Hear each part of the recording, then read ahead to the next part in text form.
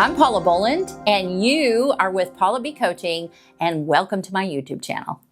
Well, welcome to the Paula B Coaching Show, and let's talk about you manifesting money. And really, the truth of the matter is that your mindset is controlling most of what's happening in your money, right? Every day we create what we are seeing in our life. So you just need to know from the beginning that you are creating it.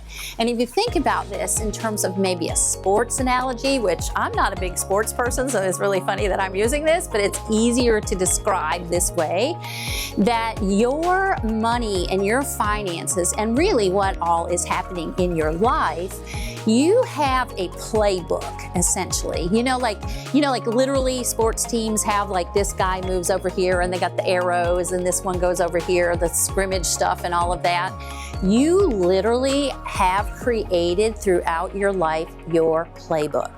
And that playbook, you're playing the game of life with that playbook. And you have these plays that are going on, truthfully, for your finances, if you don't have like millions of dollars, because we live in an abundant universe and it is our birthright. Abundance is our birthright. Wealth is our birthright.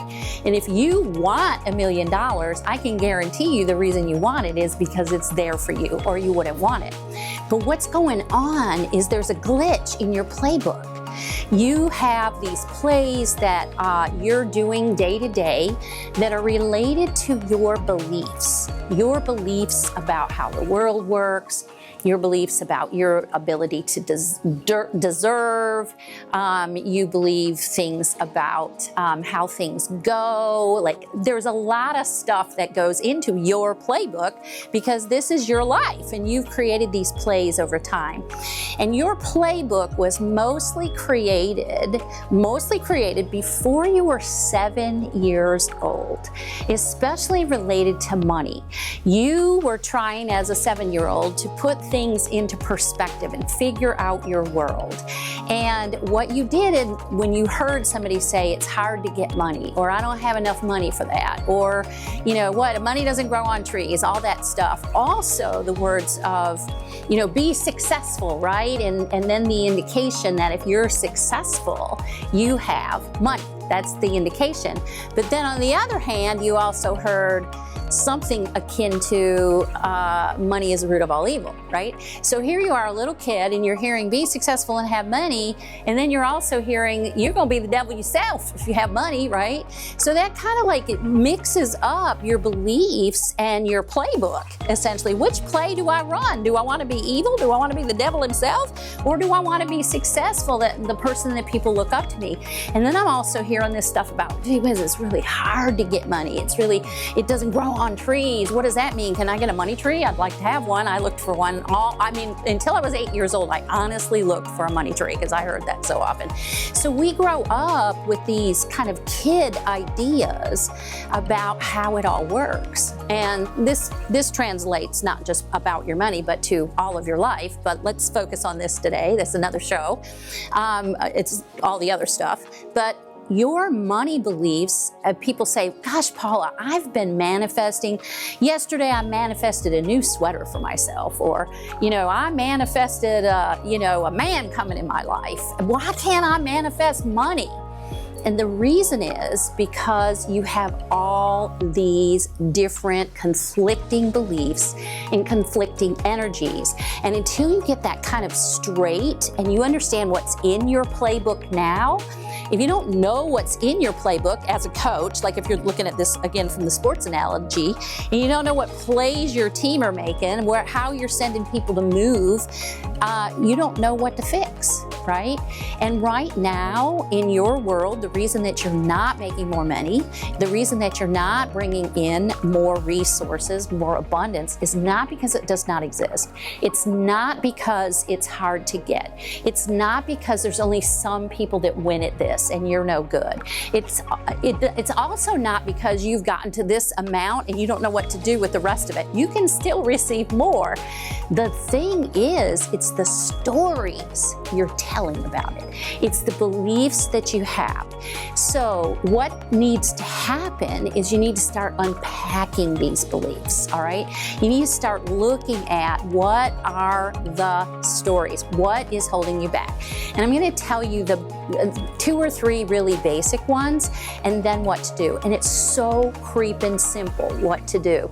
We make stuff so hard and difficult. Those of you who coach with me know that I just all the time, let's keep it simple. Let's do this simply, because the more simply you look at your beliefs, you look at what's going on in your life, you look at the playbook that you've got in front of you, and you go, hey, that play just isn't working. That's a thought I'm creating. And then your beliefs, your thoughts come from your beliefs. And then after your thoughts, you have actions that come from your thoughts, right? So it's this cycle.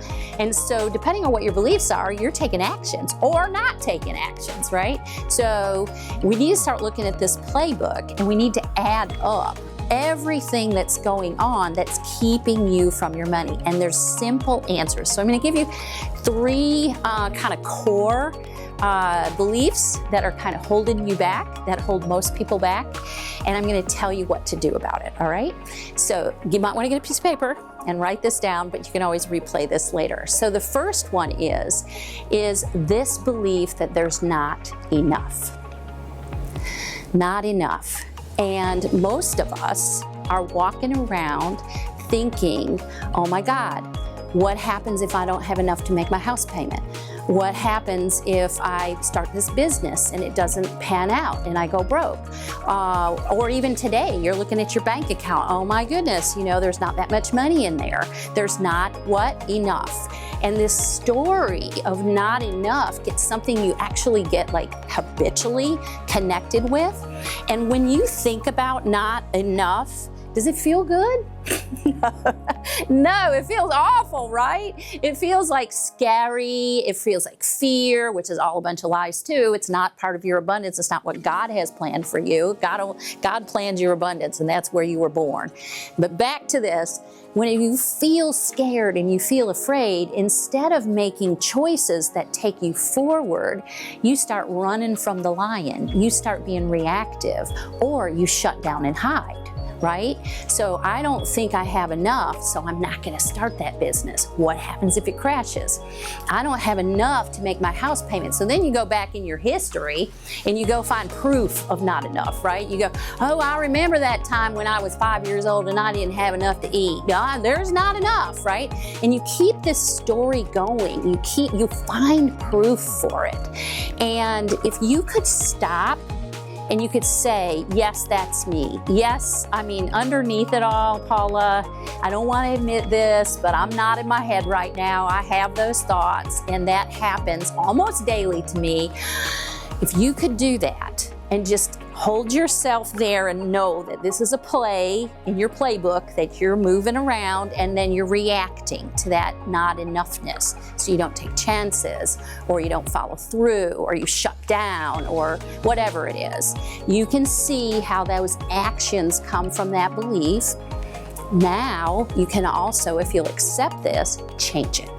And here's the very simple way that you can change this. Do and say the opposite. You have a belief there's not enough? Just turn it around. There's plenty. There's abundance. I am making a decision, and I'm going to talk about this in just a minute, but I'm not just saying this as an affirmation that I say while I walk down the street and it doesn't mean anything to me. There's plenty, there's plenty, there's plenty, there's plenty. What you do is you turn this around and it becomes something that you decide that you're going to believe in. And when you decide you're going to believe in something, you find proof for it, right? You take a perspective on, let me find that this is real for me. Let me make this real. So you turn it around, you think the opposite, there's plenty, there's abundance. And then you start finding proof of it. And go back in your life and find it. I know from my own life of, I was a kid that didn't have enough food, right? I was a kid that the lights got shut off in my home, right? And I can say, there's not enough. Remember back when I didn't have enough to eat and I was hungry? Remember, but also because I can go prove that to myself. I'm proving that, I'm looking in that direction. But when I say I live in abundance, I have abundance and I have always had enough, I can also go backwards and prove that. I'm living. I didn't starve to death. I went to college. I have plenty of opportunities. I have businesses that are doing well. There's always enough. And even in this very moment, if you can't get it from your past or you can't get it from what you believe in the future, bring it down right to the present. Do you have enough right now? Are you breathing? Are you moving? Yes, you have enough. And so turning that around and finding proof for it on purpose, because you've made a decision to choose this instead of that belief in the playbook that's not serving you, will change everything with your money.